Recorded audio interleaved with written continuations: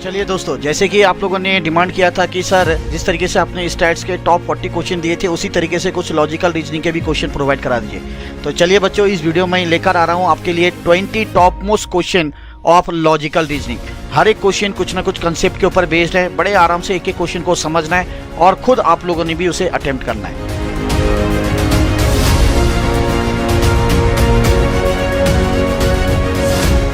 Question number 128 क्या बोला है? If honey is coded as JQPGA, what word is coded as VCTIGVU? चलो सबसे पहले देखते हैं हनी, HONEY। बोले हनी को क्या कोड दिया गया मेरे बच्चों? ये दिया गया J, फिर है Q, फिर है P, फिर है G, फिर है A। तो बोला है बच्चों कौन से वर्ड को ये कोड दिया गया है? VCTIGV और U। ठीक है, अब यहाँ पे एक एक करके देखते हैं। तो यहाँ पे पहले चेक करो क्या है। ठीक है, H के बाद J तो क्या हो रहा है? +2 हो रहा है। H के बाद I फिर J है ना, फिर O के बाद +2 करके Q, N के बाद O और P तो +2, E के बाद F और G +2, Y के बाद Z और फिर A आया तो +2। तो इसका मतलब ये वर्ड था, इसका कोड जब आया तो +2 करके आया। तो यहाँ ऊपर जाएंगे, ठीक है, ये ऊपर से नीचे आ रहे थे, अब नीचे से ऊपर को जा रहे हैं तो -2 करेंगे। ठीक है, तो V से 2 कदम पीछे जाओ तो क्या आएगा? U और फिर क्या आएगा? T है ना, तो यहाँ पे T आएगा। C से 2 कदम पीछे जाए तो B और फिर A, फिर इसी तरीके से 2 कदम पीछे जाएंगे तो R, फिर ठीक है, फिर 2 कदम पीछे जाएंगे G, फिर 2 कदम पीछे जाएंगे E, फिर 2 कदम पीछे जाएंगे T और फिर 2 कदम पीछे जाएंगे तो S। तो इसलिए -2 करके ये वर्ड आपका आ जाएगा। तो इसका करेक्ट आंसर होगा आपका टारगेट, जो कि आपका ऑप्शन डी है मेरे बच्चों। अगला क्वेश्चन देखते हैं। बोला यहाँ पे फाइंड ऑड मैन आउट। यहाँ पे 15 दे रखा है। ठीक है, यहाँ पे आपका दे रखा है 21, यहाँ पे 63, यहाँ पे 81 और 69 दे रखा है। बच्चों अगर यहाँ पे आप बड़े गौर से देखो, जो आपका 81 है ये परफेक्ट स्क्वायर है किसका? 9 का, क्योंकि 9 का स्क्वायर करते हैं तो 81 आता है, बाकी कोई भी परफेक्ट स्क्वायर नहीं है। सो इसका करेक्ट आंसर है जो आपका ऑप्शन सी है। अगला क्वेश्चन बोला है फाइंड ऑड मैन आउट। चलिए बच्चों, तो यहाँ पे 7 है, फिर यहाँ पे 9 है, 13 है, 17 है और 19 है। अब यहाँ पे अगर मैं देखूं तो यहाँ पे 5, 9, ठीक है, 13, 17, 19, यहाँ पे भी वही चीज देखो, ये 7, ये 13, ये 17 और ये 19, ये सारे प्राइम है, बट 9 जो है वो प्राइम नंबर नहीं है। प्राइम नंबर वो होते हैं बच्चों जो 1 और अपने आपके टेबल से डिविजिबल हो। तो ये 7, 13, 17, 19 ऐसे ही हैं, बट 9 क्या है? 1 के टेबल में भी आता है, 3 के टेबल में भी आता है और अपने आपके टेबल में भी आता है।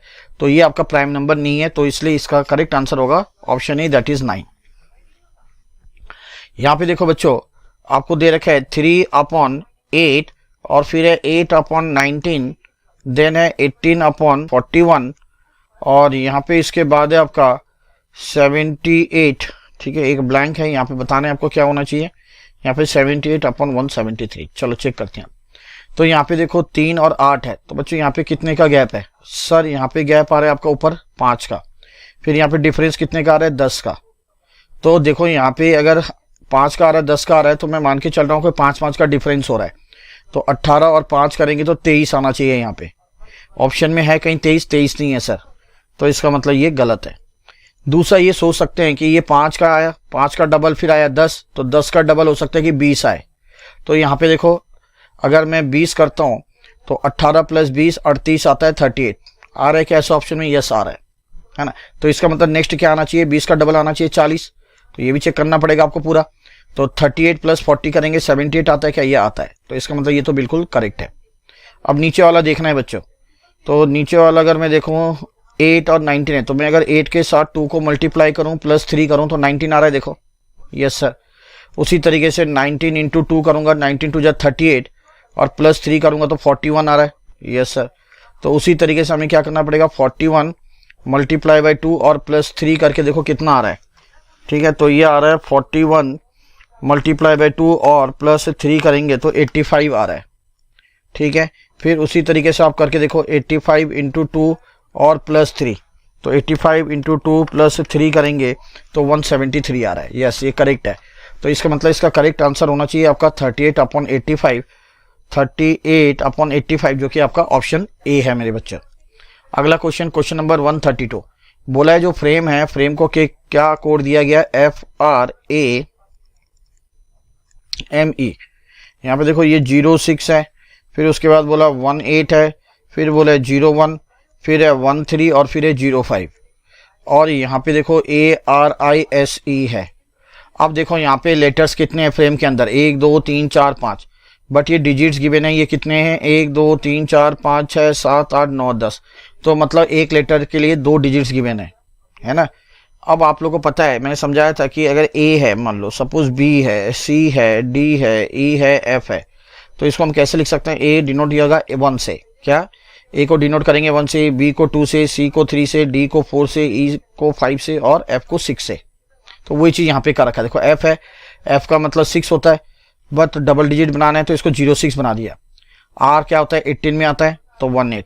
A क्या आता है, फर्स्ट में आता है ना 1 में, तो इसको डबल बनाने के लिए 01। इसी तरीके से M 13 में आता है, फिर E आता है आपका 5 में, तो डबल बनाने के लिए 05। तो वैसे ही करेंगे, A है फर्स्ट में आता है तो 01, R का ऑलरेडी क्या है 18, I का बच्चों 9 में होता है, ध्यान रखना, और S का अगर मैं बात करूं तो ये 19 में आता है और E फिर हमारा 5 में आता है। ठीक है, तो ये 01 18 09 19 05 ऑप्शन ए जो है ये हमारा करेक्ट ऑप्शन है। अब आते हैं बच्चों क्वेश्चन नंबर 133 में।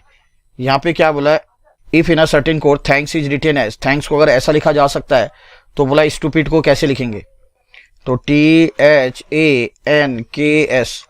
थैंक्स को लिखा जा रहा है SKN और THA। तो अब करेंगे हम स्टूपिड,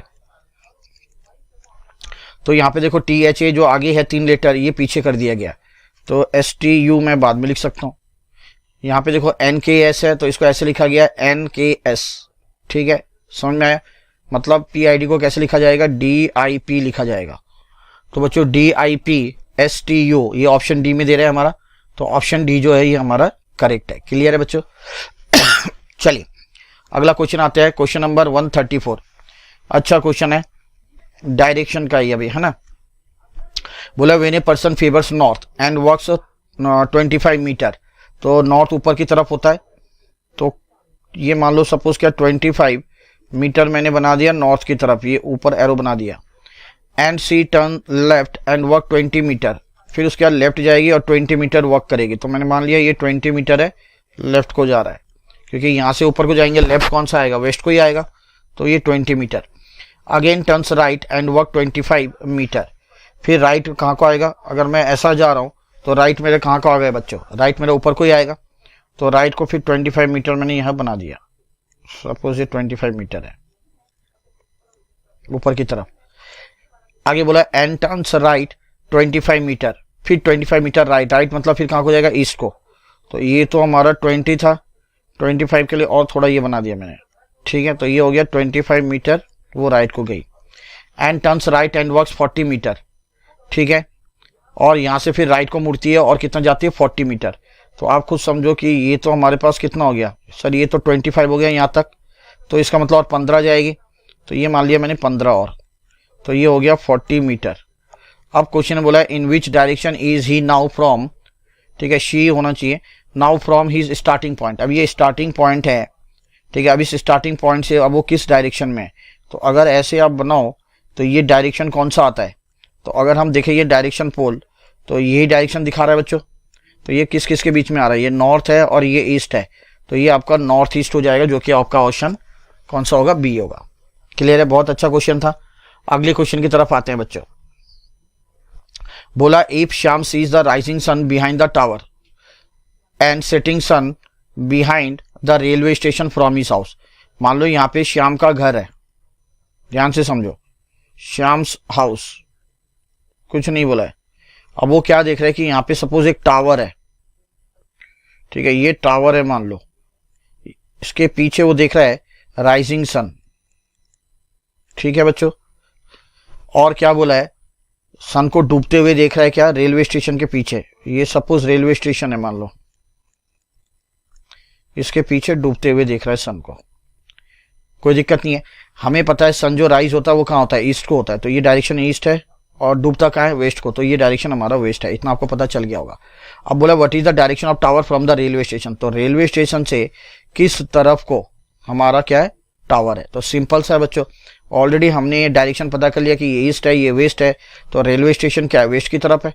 तो यहाँ से टावर जो है रेलवे स्टेशन से कौन से डायरेक्शन में, तो आप कहोगे सर ये ईस्टर्न साइड में है, तो इसका करेक्ट आंसर होगा मेरे बच्चों ईस्ट। क्लियर है। चलो क्वेश्चन नंबर 136 क्या बोला है, a man is facing west, किस तरफ को देख रहा है, वेस्ट की तरफ देख रहा है। अब वेस्ट कौन सा है आपका, देखो ये है, तो ये वेस्ट की तरफ देख रहा है, ये हो गया, ठीक है। He turns 45 degree in clockwise direction, ठीक है, and then another 180 degree in the same direction, तो मतलब 45 डिग्री भी क्लॉक वाइज जा रहा है, 180 डिग्री भी क्लॉक वाइज जा रहा है, और उसके बाद बोला and then 270 degree in the anticlockwise, तो एंटी क्लॉक वाइज कितना जा रहा है, 270 डिग्री जा रहा है। तो सबसे पहले निकाल लो कि वो क्लॉक वाइज कितना जा रहा है मेरे बच्चों। तो अगर मैं क्लॉक वाइज की बात करूं, पहले जा रहा है 45 और फिर जा रहा है 180, तो टोटल कितना गया 5, 8 4 12 2 in and 1, 225 degree clock wise जा रहा है।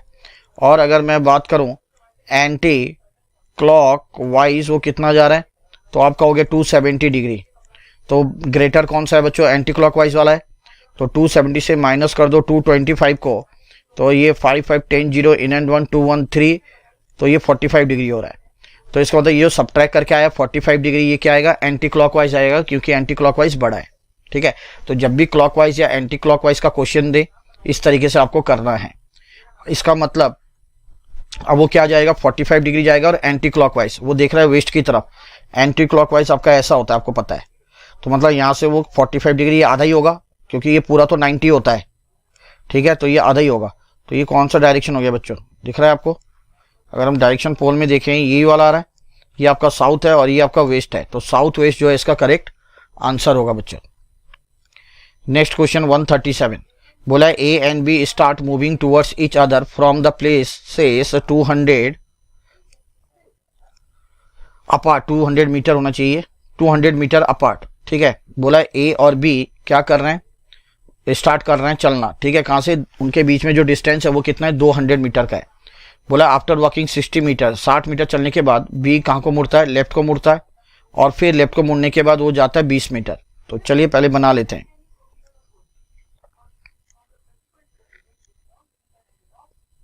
तो मैंने मान लिया यहाँ पे ए है और यहाँ पे बी है, इनके बीच में ये जो पूरा डिस्टेंस है ये आपको दिख रहा होगा, ये 200 मीटर है।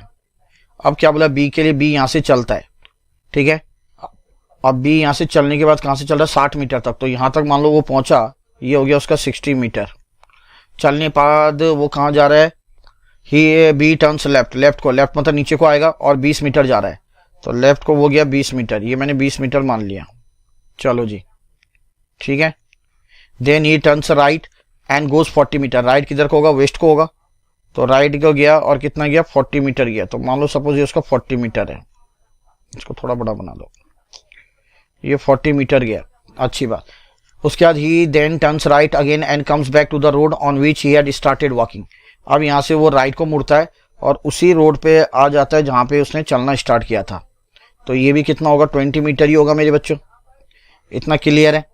अब आपके बोला है, क्या बोला है कि if A and B work with the same speed, अगर ए और बी दोनों ही सेम स्पीड पे चल रहे हैं तो what is the distance between them now, तो उनके बीच में अब कितनी दूरी रह जाएगी वो बताना है। तो सबसे पहले देखो बी कितना चला, ठीक है, तो बी के लिए देखो कितना कवर किया उसने, तो पहले गया 60, यस सर, फिर नीचे उतरा 20, ठीक है, फिर ये गया 40, ठीक है, फिर ऊपर गया 20, ये ठीक है। तो 60 और 40 यहाँ पे 100, 140 गया, बी 140 गया, तो ए भी क्या जाएगा, 140 ही जाएगा।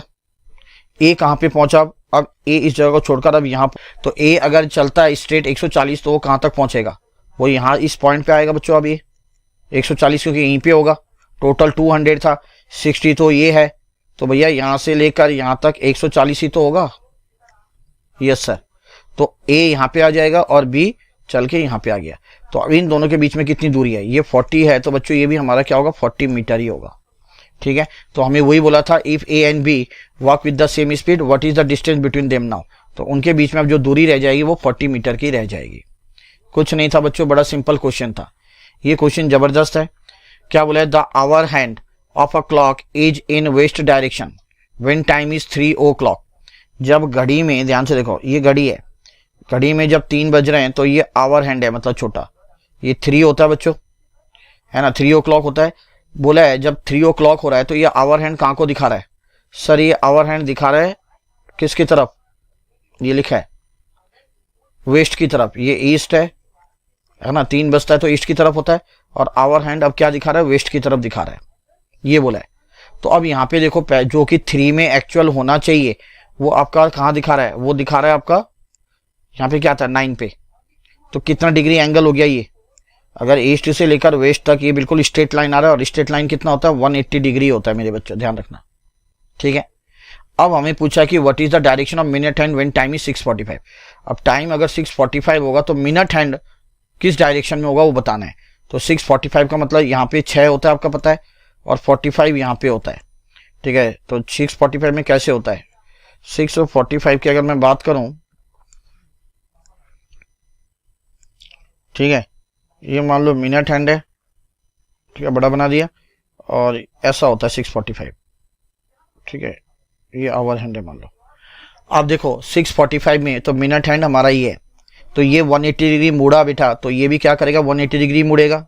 तो 180 डिग्री मतलब कैसे जाएगा? ये इधर को है तो अब इसका डायरेक्शन ऐसे आएगा, नहीं आएगा? तो पहले जो 45 दिखा रहा था तो वेस्ट की तरफ था, 180 डिग्री मुड़ेगा, ये स्ट्रेट लाइन आ गया, तो अब किसकी तरफ दिखाएगा सर? ईस्ट की तरफ दिखाएगा, जो कि आपका ऑप्शन क्या होगा? ए होगा। तो कुछ भी नहीं थे, बिल्कुल सिंपल सिंपल क्वेश्चन थे मेरे बच्चों। अगला क्वेश्चन आपके सामने ये है, बोला 6 children A B C D E and F, ठीक है, आर स्टैंडिंग इन अ रो, ठीक है, ये एक रो में खड़े हैं, अच्छी बात है।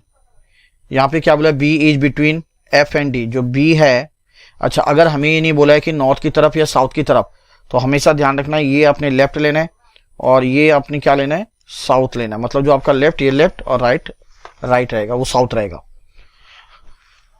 चलो, तो यहाँ पे क्या बोला था? जो बी है, ये बी है, वो एफ और डी के बीच में है। तो सपोज मैं एफ यहाँ पे ले रहा हूँ, डी यहाँ पे ले रहा हूँ, तो और एक केस बन सकता है मेरे बच्चों इसका, क्या सर? अगर बी बोला है एफ और डी के बीच में है, तो डी इधर हो सकता है और एफ इधर हो सकता है, ये भी चलेगा? चलेगा बच्चों। आगे बोला E is between A and C, जो ई है ए और सी के बीच में है। तो अभी तक तो हमारा यहाँ पे कुछ इंडिकेशन मिल नहीं रहा है, क्योंकि ना ई का पता, ना ए का, ना सी का। तो आगे बढ़ते हैं, बट यहाँ पे बोला है कि A does not stand next to either of F और डी। जो ए होगा ना, वो ना तो एफ के पास ना डी के पास होगा, है ना एफ के पास ना डी के पास होगा। चलो अच्छी बात है। आगे बोला C does not stand next to D. अच्छा यहाँ पे एक चीज बोल दिया, जो सी है वो डी के पास नहीं होगा, तो सी डी के पास नहीं होगा, तो सी मैंने मान लिया क्या है? सी हमारा यहां हो गया, है ना, सी मेरा यहां हो गया, ठीक है। बस अब जो ऊपर छोड़ा वो पढ़ो, अब आराम से हो जाएगा। अब बोला था E is between A and C, तो जो ई होगा वो ए और सी के बीच में होगा। तो देखो ई मैंने यहां लिख दिया, ए मैंने यहां पे कर दिया, यहाँ पे देखो ई लिख दिया, ए मैंने यहाँ पे कर दिया, ठीक है। और एक चीज हमें बोला था, ए जो है ना तो एफ और डी के पास होगा, तो वो भी हमारा नहीं है, तो वो भी हमारा बिल्कुल सही है, ठीक है। तो पूरा हमारा अब करेक्ट है। अब हमें पूछा है F is between which of the following pairs of children. F जो है किस किस के बीच में? तो देखो बी सी इधर आ रहा है, इधर भी क्या आ रहा है एफ का, बी और सी के बीच में है एफ। तो इसका मतलब करेक्ट आंसर होगा ऑप्शन बी, जो कि आपका बी और सी होगा मेरे बच्चों। अगला क्वेश्चन आ रहा है 140 क्वेश्चन नंबर। यहाँ पे क्या बोला आपको? 8 persons A B C D E F G and H are sitting in a line, ठीक है, एक लाइन में, अच्छी बात है। कुछ नहीं बोला, कहाँ को देख रहे हैं? तो इट इज लेफ्ट और this is one is your और राइट, ठीक है, आराम से समझो। बोला है E seat second right to D, जो ई है डी से सेकंड राइट में होगा। अगर डी यहाँ पे है तो डी से सेकंड राइट क्या होगा? ये फर्स्ट राइट सेकंड राइट ही तो होगा, तो ये फर्स्ट राइट है, सेकंड राइट पे कौन है? ई है, बना दिया यहां तक। आगे बोला H seats fourth left to D, H जो होगा डी से फोर्थ लेफ्ट में होगा, तो फोर्थ लेफ्ट मतलब फर्स्ट, सेकंड, थर्ड और फोर्थ। फोर्थ लेफ्ट में कौन है? एच है।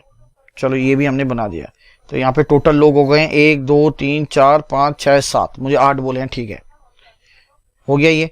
आगे बोला C and F are immediate neighbours, C और एफ जो हैं वो इमीडिएट नेबर्स हैं, but C is not immediate neighbour of ए।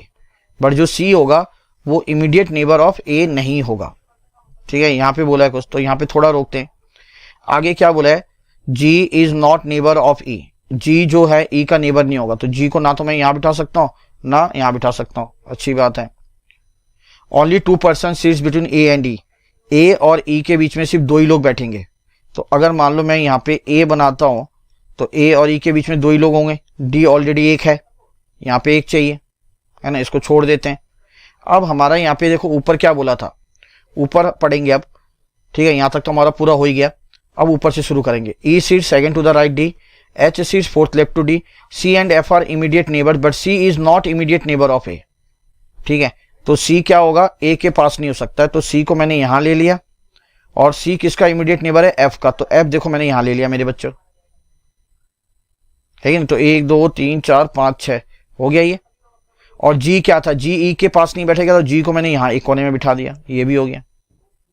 बचा क्या, बी, तो बी यहां पे आ गया, देखो परफेक्ट हो गया। अब तो हमेशा क्या करना, जहां पे आपको कुछ क्लू नहीं मिल रहा आगे बढ़ो। तो पहले देखो E seats right, second right to D भी हो गया, ये फोर्थ लेफ्ट टू डी भी हो गया, C and F are immediate neighbour, ठीक है।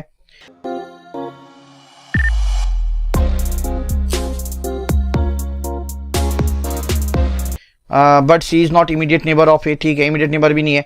G is not neighbour of E, तो जी को अलग बिठा दिया। ए और ई के बीच में 2 लोग हैं, ए और ई के बीच में 2 लोग हैं, बस खत्म कहानी। तो बोला the person on left and right and, तो लेफ्ट एंड राइट एंड में कौन है, तो लेफ्ट में एंड में जो है वो एच है, और राइट एंड में आपका ई है, तो आपका सॉरी जी है लेफ्ट एंड में, और राइट एंड में आपका ई है, तो जी और ई होगा मेरे बच्चों, जो कि आपका ऑप्शन बी है, ठीक है। थोड़े इन क्वेश्चन में आप लोगों को प्रैक्टिस चाहिए, कर लेंगे, बाकी कोई दिक्कत वाली बात नहीं है। 4 girls are seated for a photographer, तो जब फोटोग्राफर की तरफ देख रहे हैं, मैंने कहा जब ऑडियंस की तरफ देख रहे हैं, जब फोटोग्राफ खींच रहे हैं, तो उस केस में पता क्या होता है, ध्यान रखना, ये जो लेफ्ट था ये आपका राइट हो जाएगा मेरे बच्चों, ठीक है, क्योंकि आप लोग अब मेरी तरफ देख रहे हो और मैं मान लो ऑडियंस हूं, ठीक है। तो ये राइट और ये आपका लेफ्ट हो जाता है, ये ध्यान रखना बस। बोला शिखा इज लेफ्ट ऑफ रीना, जो शिखा है वो क्या है, रीना के लेफ्ट में। अगर मैं मानता हूं रीना यहां पे है, ठीक है, तो रीना के लेफ्ट में कौन है, शिखा, SHIKHA, चलो। Manju is to the right of Reena, Manju क्या है, रीना के राइट में, ये आ गया मंजू, ठीक है, हाँ, रीना के राइट में हो गई Manju. Rita is between Reena and Manju, Rita जो है रीना और मंजू के बीच में, तो इसके बीच में कौन है, एक रीता आ गई बस। Who is the second left in the photograph, तो सेकंड लेफ्ट में कौन है, ये तो फर्स्ट लेफ्ट, ये सेकंड लेफ्ट, तो सेकंड लेफ्ट में मेरे बच्चों रीना है, ठीक है ना, तो कुछ नहीं है।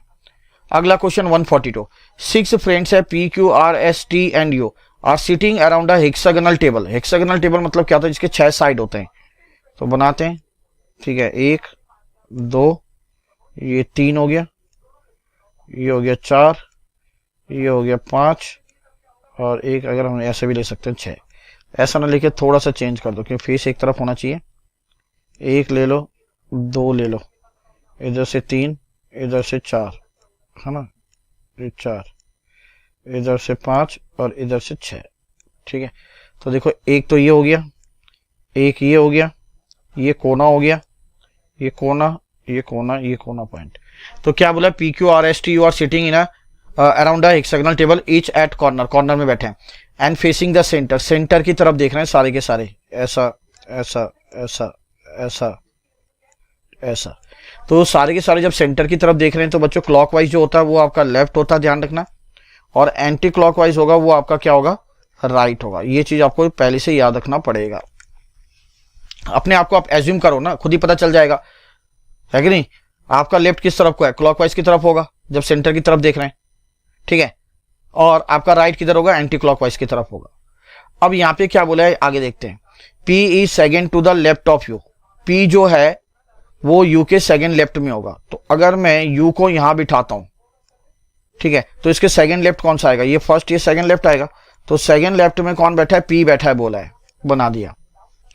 आगे बोला Q is neighbour of R and S, जो Q है नेबर है किसका, R और S का, ठीक है, Q is neighbour of R and S, ठीक है, चलो और कुछ नहीं है। P second to the left of U आ गया, और Q is neighbour of R and S, तो हमें 3 जगह चाहिए, ठीक है, चलो कोई दिक्कत नहीं, तो 3 जगह हमें यहां दिख रही है, 1 2 3, तो Q इज नेबर ऑफ क्या बोला है, R और S। तो यहाँ पे अगर R, यहाँ पे S लिख देता हूं मैं, चलो कोई दिक्कत नहीं है, ठीक है। अब क्या बोले, T is to the second to the left of S। जो T होगा वो सेकेंड लेफ्ट में होगा S के। अच्छा, अगर मैं S का सेकेंड लेफ्ट बोलूं तो बच्चों सेकेंड लेफ्ट कौन सा आएगा, क्लॉकवाइज में आएगा। तो ये फर्स्ट, ये सेकेंड लेफ्ट में तो R है, तो ये तो आपका पॉसिबल नहीं है, ठीक है। तो जो Q होगा, Q क्या बोला था, नेबर है किसका, R और S का। तो मैंने यहाँ पे क्या लिया था, मैंने यहाँ पे क्या लिया था, देखो आप लोग, मैंने यहाँ पे लिया था सर, एक मिनट,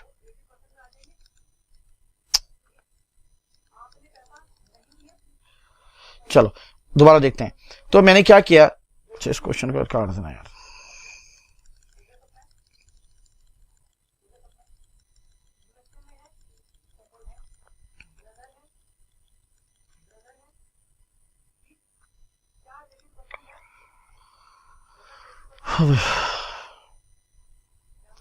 चलिए बच्चों अगला क्वेश्चन देखते हैं। अगला क्वेश्चन क्या बोला है मेरे बच्चों कि 6 friends PQRST and U are sitting around a hexagonal table each at one corner and facing the centre of the hexagonal. ठीक है, बोला क्या, एक हेक्सागोनल टेबल है, ध्यान रखो, बना लेते हैं। ये ऐसे बना दिया मैंने, एक इधर एक इधर। अच्छा, हेक्सागोनल का मतलब क्या होगा, जिसमें आपके 6 साइड्स होते हैं। ठीक है, अब क्या बोला है, 6 लोग हैं, सब कॉर्नर में बैठे हैं और सेंटर की तरफ देख रहे हैं। तो मैंने ऐसे बना दिया, एक दूसरे की तरफ देख रहे हैं, 1 2 3 4, ये हो गया 5 और ये हो गया 6। चलो जी, सेंटर की तरफ देख रहे हैं। तो जब सारे सेंटर की तरफ देख रहे हैं बच्चों, ये हो जाता है हमारा जो क्लॉकवाइज है वो लेफ्ट होता है ना। अपने आप को भी एज्यूम करके देख लो, पता चल ही जाएगा। और जो एंटी क्लॉकवाइज होता है वो राइट होता है। अब बोला P is second to the left of U. जो P है, ठीक है, क्या है वो, सेकंड लेफ्ट ऑफ किसका है, U का। अगर मैं U यहाँ पे लेता हूं तो इसका सेकंड लेफ्ट कौन सा होगा, ये फर्स्ट, ये सेकंड लेफ्ट होगा। तो सेकंड लेफ्ट में कौन बैठा है मेरे बच्चों, P बैठा है। चलो आगे बोला है Q is neighbour of R and S। जो Q है वो R S का नेबर है। तो मुझे 3 प्लेसेस चाहिए और 3 प्लेसेस देखो मुझे यहीं दिख रही हैं, तो यहीं पे बनाना पड़ेगा। अच्छा, Q is neighbour of R S बोला है। अब मान लो यहाँ पे मैं S ले रहा हूं और यहाँ पे मैं R ले रहा हूं, ये ले सकता हूं एक केस। या दूसरा केस क्या हो सकता है कि यहाँ पे R ले रहा हूं और यहाँ पे क्या ले रहा हूं, यहाँ पे S ले रहा हूं, ये भी एक केस बन सकता है बच्चों, है कि नहीं। चलो आगे देखते हैं क्या बोला। T is second to the left of S। T क्या है, सेकेंड लेफ्ट है S के। ठीक है, अगर मैं यहाँ पे S लेता हूँ, ये वाला जो टिक मार रहा हूं, तो इसका सेकेंड लेफ्ट कौन सा आएगा, ये फर्स्ट, ये सेकेंड। भैया ये तो पॉसिबल है ही नहीं, क्योंकि सेकेंड लेफ्ट में फिर क्या है, सेकेंड लेफ्ट में फिर यहाँ पे R है, क्योंकि Q R और S का नेबर है, तो ये पॉसिबल नहीं है।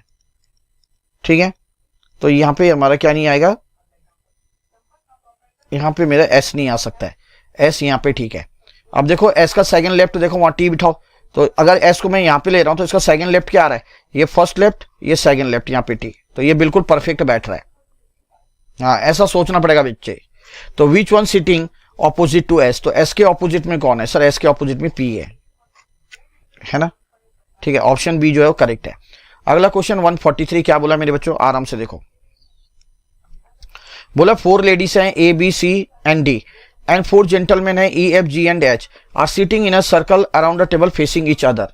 चलो जी, तो हम लोग बना लेते हैं एक सर्कुलर टेबल।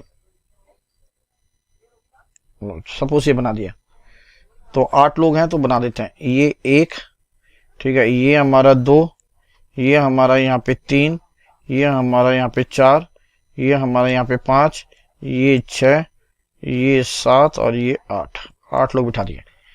अब क्या बोला है, सेंटर की तरफ देख रहे हैं, तो पता है क्लॉकवाइज जो होगा वो लेफ्ट होगा मेरे बच्चों, और जो एंटी क्लॉकवाइज होगा वो क्या होगा, राइट होगा। आ गया जी सर। बोला है नो 2 लेडीज और gentleman are sitting side by side. ठीक है, कोई भी 2 लेडीज या कोई भी 2 जेंटलमैन एक साथ नहीं बैठेंगे। ठीक है, आगे बोला सी हुई sitting between G and E facing D। जो C है ना वो किसके बीच में बैठा है, वो बैठा है, बोला है C you sitting between G and E, वो बैठा है G और E के बीच में, और उसका फेस किस तरफ होगा, D की तरफ होगा। लो ये बना दिया। अच्छा, बिटवीन जब भी होगा तो आपको 2 बनाने हैं बच्चों, ध्यान रखना, 2 केसेस बन सकते हैं। एक देखो बना ले रहा हूं, 2, यहाँ पे 3, यहाँ पे 4, ये आ जाएगा 5, ये आ जाएगा 6, ये आ जाएगा आपका 7 और ये आ जाएगा 8। तो C को हम ऐसे ही बिठा सकते हैं, इधर E और इधर क्या G, और इसका फेस D की तरफ है। चलो ये हो गया। आगे बोला F is between D and A, F जो है वो डी और ए के बीच में बैठेगा, तो एफ डी और ए के बीच में बैठेगा, तो हो सकता है कि मैं देखो क्या ले रहा हूं, यहां पे एफ ले लिया, यहां पे एफ ले लिया और डी ऑलरेडी है तो यहां पे ए बना रहा हूं, ठीक है। इस केस में भी हम बना सकते हैं, देखो यहां पे F is between D and A, चलो इसमें मैंने ये बना दिया, क्लियर है इतना? जी सर। अच्छा बोला क्या, F is between D and A facing G, अच्छा उसका चेहरा जी की तरफ होना चाहिए, ठीक है। यहां पे तो जी की तरफ हो रहा है पर यहां पे नहीं हो रहा है, तो इसका मतलब ऐसा इसमें नहीं बिठा सकते हैं, ठीक है। इसमें हमें क्या करना है, ध्यान से देखो, हमें एफ को बिठाना है यहाँ और ए को बिठाना है यहाँ। एफ को यहां बिठाऊंगा तब जाके एफ का चेहरा किसकी तरफ आएगा, जी की तरफ आएगा, क्रॉस में करके देखो, ठीक है ना। ये ध्यान रखना, हर चीज ध्यान रखना बच्चों, ये परफेक्ट है दोनों में। अब बोला H is to the right of B, H जो है वो बी के राइट में होगा, ठीक है। अब दो ही जगह बची है हमारी, देखो एच क्या होगा, बी के राइट में। अच्छा राइट क्या होता है, देखो एंटी क्लॉकवाइज, और एच क्या बोला, बी के राइट में। अगर मैं बी यहां पे लेता हूं तो इसका राइट यहां पे आएगा एच। दूसरा केस क्या हो सकता है, एंटी क्लॉकवाइज बोला है, अगर मैं यहां पे बी लेता हूं तो बी के राइट में क्या आएगा, एच आएगा या नहीं? यस सर बिल्कुल आएगा। अब यहां पे देखो ये डायग्राम नहीं बन सकता, क्यों? क्योंकि यहां पे देखो जी और एच एक साथ आ गए, और जी एच दोनों ही क्या है, दोनों ही जेंटलमैन है, और हमें कंडीशन दे रखी थी कि दोनों जेंटलमैन एक साथ नहीं आना चाहिए, दो जेंटलमैन एक साथ नहीं आना चाहिए, ये गलत है। तो इसका मतलब ये डायग्राम हमारा करेक्ट है। अब हमें पूछा who is immediate neighbour of B, B का इमीडिएट नेबर कौन है, तो बी के एक तरफ जी है और बी के एक तरफ क्या है मेरे बच्चों, एच है। तो जी और एच जो ऑप्शन ए है ये आप लोग का बिल्कुल करेक्ट ऑप्शन है। क्लियर? चलिए बच्चों अगला क्वेश्चन देखते हैं। अगला क्वेश्चन क्या कह रहा है, बोला है बच्चों in a line P sitting 13 from left, है ना, एक लाइन में जो पी बैठा है वो 13 नंबर पे बैठा है, कहां से, फ्रॉम लेफ्ट। और बोला है Q is sitting 24 from the right, और जो क्यू है वो राइट से 24th नंबर पे बैठा है, and third left from P, और जो क्यू है वो थर्ड लेफ्ट को बैठा है किससे, पी से। तो सबसे पहले पी का बनाते हैं, तो first, second, third, fourth, fifth, sixth, seventh, eighth, 9, 10, 11, 12, तो ये 13 नंबर पे कौन बैठा है सर, यहाँ पे बैठा है बोला है पी। और क्यू अगर राइट से देखें, अगर कुछ नहीं बोला है तो लेफ्ट ही होता है आपका, ठीक है। और राइट से अगर देखा जाए तो 24th नंबर पे कौन बैठा है, क्यू बैठा है, और जो क्यू है पी से थर्ड लेफ्ट में, तो ये तो फर्स्ट लेफ्ट, ये सेकंड लेफ्ट, ये थर्ड लेफ्ट, ठीक है। तो यहां पे कौन बैठा है, आपका क्यू बैठा है। अब क्वेश्चन पूछा how many people are sitting in the line, ये जो पूरे लाइन है यहां और यहां कितने लोग टोटल बैठे हैं वो हमें बताना है, ठीक है बच्चों। तो बड़े ध्यान से रखना है। तो सबसे पहले आप देखो, अगर मैं राइट से बात करूं क्यू की, तो राइट से क्यू कौन से प्लेस पे बैठा है, तो आप कहोगे सर 24th प्लेस पर, यही कहोगे। और अगर मैं बोलूं लेफ्ट से क्यू कितने नंबर पे बैठा है, तो आप कहोगे सर पी से अगर 3 है और लेफ्ट से अगर मैं गिनूं इसकी जगह को तो ये 10th प्लेस में आएगा। तो कितने हो गए टोटल सर, 34 हो गए, यही होगा बच्चों। बट एक चीज ध्यान रखो, जब मैं राइट से गिन रहा हूं तो वहां भी एक क्यू की जगह आ रही है, जब मैं लेफ्ट से गिन रहा हूं तो वहां पे भी क्यू की प्लेस आ रही, तो क्यू डबल बार रिपीट हो रहा है, तो इसलिए इसे -1 कर देंगे। तो बच्चे 33 जो हैं लोग वो एक लाइन में बैठे हैं। क्लियर है? चलो बहुत अच्छा क्वेश्चन है, ध्यान से करना है। अब आप लोग का आता है ब्लड रिलेशन के ऊपर, बोला pointing to a photograph a man said, ठीक है, एक मैन है तो आपको होता है मेल है, ये मेल के लिए पॉजिटिव साइन। अब एक फोटोग्राफ को इंडिकेट कर रहा है, मान लो ये फोटोग्राफ है, क्या बोल रहा है, हीज मदर, मतलब ये फोटोग्राफ में जो है वो मेल है इसलिए उसको हीज कह रहा है।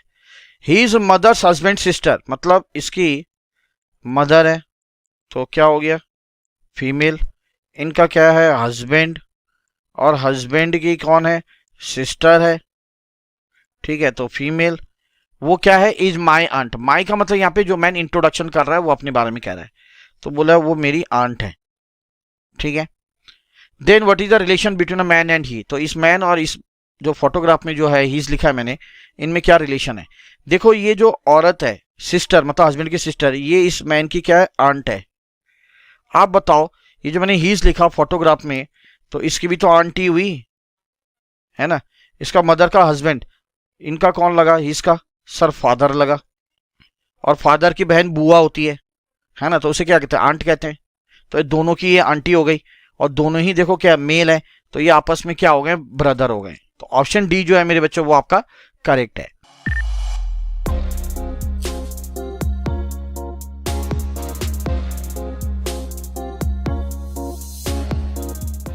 अगला क्वेश्चन आता है क्वेश्चन नंबर 146। अच्छा क्वेश्चन है, ध्यान से देखना है। बोला pointing to old man Kailash said. Kailash यहां पे मान लो, अब ये क्या कर रहा है, ओल्ड मैन को पॉइंट कर रहा है, और ओल्ड मैन को पॉइंट करके क्या कह रहा है, तो ये पॉजिटिव होगा। ही सन इज माई सन्स अंकल, मतलब इस ओल्ड मैन का जो सन है, ठीक है, वो कैलाश के लड़के का अंकल है। समझ में आया? क्या बोला, दोबारा पढ़ते हैं। बोला pointing to old man, Kailash क्या कहता है कि उस बूढ़े आदमी का जो लड़का है, ठीक है, इज माई सन्स अंकल, वो मेरे सन का अंकल है। अच्छा, अंकल कब कहलाएगा इसको, जब कैलाश इसके फादर है, फादर का भाई होगा, तभी तो उसका लड़का उसको अंकल कहेगा, यानी चाचू कहेगा ना। ये सर बिल्कुल सही है, ठीक है। तो इसका मतलब ये दोनों भाई हो गए, है ना, इस ओल्ड मैन का सन और जो कैलाश है ये आपस में भाई हैं, ठीक है। और ओल्ड मैन क्या है, इस सन का फादर है, तो कैलाश का भी कौन होगा, सर कैलाश का भी फादर होगा। और कैलाश कौन लगेगा इस ओल्ड मैन का, हाँ कौन लगेगा, सर सन लगेगा। तो हमें पूछा how is Kailash related to old man, तो कैलाश कौन है, ओल्ड मैन का, तो कैलाश हो गया सन। ठीक है बच्चों, अच्छा क्वेश्चन था। क्वेश्चन नंबर 147 आएगा, तो ये आपका लास्ट क्वेश्चन जो है, ऑप्शन आपका बी जो है वो करेक्ट है। अब अगला क्वेश्चन है pointing to a man in a photograph of women said. चलो, अब वुमेन एक, ये वुमेन नेगेटिव फोटोग्राफ को देखते हुए क्या कह रही है, ठीक है। ये क्वेश्चन ज्यादा आते हैं पॉइंटिंग वाले बच्चों, ध्यान रखना, इसलिए मैंने ये सिलेक्ट किए हैं। A women said the father of his brother, मतलब क्या बोला, ध्यान रखना, ये फोटोग्राफ में जो है, आराम से पढ़ो। पॉइंटिंग टू अ मैन मतलब ये मैन है जो फोटोग्राफ में है, इसलिए पॉजिटिव। अब क्या कह रहा है कि पॉइंटिंग टू अ मैन, वो औरत कह रही है the father of his brother, मतलब इस आदमी का एक भाई है, ब्रदर है, तो पॉजिटिव। इनके जो फादर है ना, मैन के ब्रदर के फादर, मतलब मैन के भी फादर हो गए, यही होगा बच्चों। तो वो क्या कह रही है लेडी कि जो फोटोग्राफ में जो आदमी है उसके ब्रदर के जो फादर है, is the only son of my grandfather, मेरे ग्रैंडफादर के एकमात्र बेटे हैं, मेरे ग्रैंडफादर के एकमात्र बेटे हैं, ठीक है। इसका मतलब यहां पे समझो, ध्यान से समझना। अच्छा, मेरे ग्रैंडफादर के एकमात्र बेटे हैं बोला है ना, हाँ, इसको ऐसे लिखो, मतलब औरत के जो ग्रैंडफादर हैं, माई लिखा है तो माई मतलब जो इंट्रोडक्शन दे रहा है, तो मेरे ग्रैंडफादर के एकमात्र बेटे हैं, ये समझो ऐसे, ठीक है, क्लियर है। अब यहां पे देखो, ये वुमेन के भी एक फादर होंगे, तभी तो ग्रैंडफादर होंगे, है कि नहीं। अगर मैं वुमेन का फादर लिखता हूं और उसके फादर का फादर है, तभी वुमेन का ये ग्रैंडफादर होगा। तो इस केस में क्या होगा, ग्रैंडफादर के तो फिर दो बेटे हो गए, एक तो ये वाला और एक तो ये वाला, जबकि हमें क्वेश्चन बोला है क्या ग्रैंडफादर का एकमात्र बेटा है, तो ये मैं नहीं बना सकता हूं, तो थोड़ा आपको सोचना पड़ेगा। और हाँ, ये कर सकता हूं कि ये जो फादर बोला है, ये वाला फादर, एक्चुअली ये फादर लिख सकता हूं मैं, या नहीं, है ना, ये इस ब्रदर का भी फादर हो गया और वुमेन का भी फादर हो गया, क्या दिक्कत है। देखो अब सही बन रहा है। अब वुमेन क्या कह रही है, देखो वुमेन कह रही है कि फोटोग्राफ में जो आदमी है उसका जो ब्रदर है, उसके जो फादर हैं वो मेरे ग्रैंडफादर के एकमात्र बेटे हैं, मतलब ये फादर उस ग्रैंडफादर का एकमात्र बेटा है। तो जब एकमात्र बेटा है तो इसका मतलब वुमेन का फादर होगा, है ना, वही इस ब्रदर का भी क्या फादर होगा, और वही इस मैन के फादर भी होंगे, क्योंकि एक ही लड़का है ग्रैंडफादर का, ध्यान रखना। तो अब पूछा गया है how is the women related to the man in the photograph, तो वुमेन कौन है इस मैन की, तो बेटा सिस्टर हो गई, है ना, ये तीनों भाई बहन हो गए, तो ये सिस्टर होगा। अगला क्वेश्चन मैंने कहा था साइन वाले क्वेश्चन अक्सर पूछे जाते हैं पेपर में, इसका ध्यान से करना है बच्चों। यहां पे क्या बोला, P plus Q means P is the mother, इसमें कुछ नहीं करना होता है, साइन का ध्यान रखना है। यहाँ पे प्लस का मतलब क्या बोला है, मदर बोला है, ठीक है। चलो जी, मदर ऑफ क्यों जो भी है। डिवाइड का मतलब क्या बोला है, डिवाइड का मतलब बोला है, डिवाइड का मतलब बोला है फादर, तो डिवाइड का मतलब फादर लिख दो। और क्या बोला है, माइनस का मतलब बोल दिया यहाँ पे सिस्टर, बस खत्म कहानी, कुछ नहीं करना। अब हमें आगे क्या पूछा है, then which of the following relationship, तो कौन सा रिलेशनशिप ये बता रहा है कि M is the daughter of R, कि जो एम है वो आर की डॉटर है।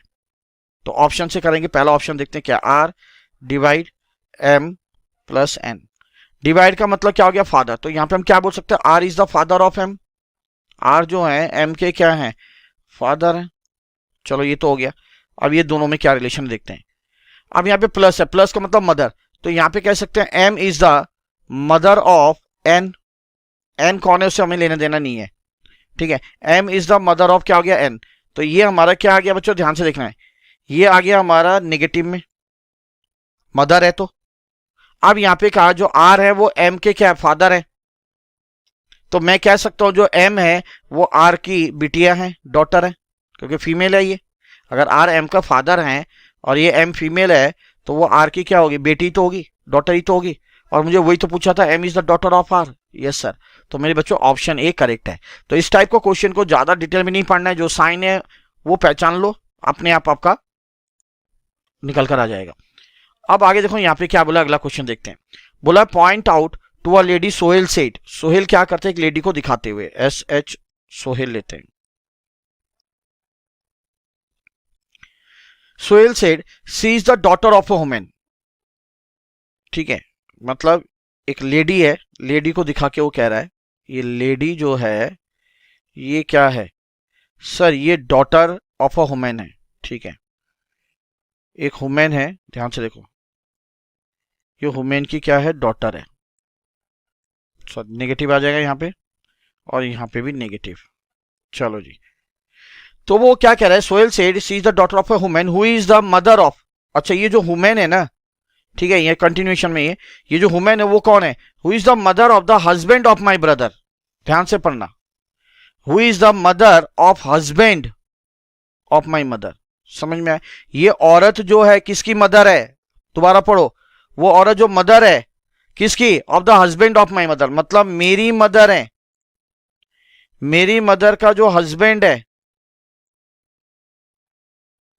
ठीक है, मेरी मदर का जो हस्बैंड है उनकी माताश्री हैं, कौन, ये औरत,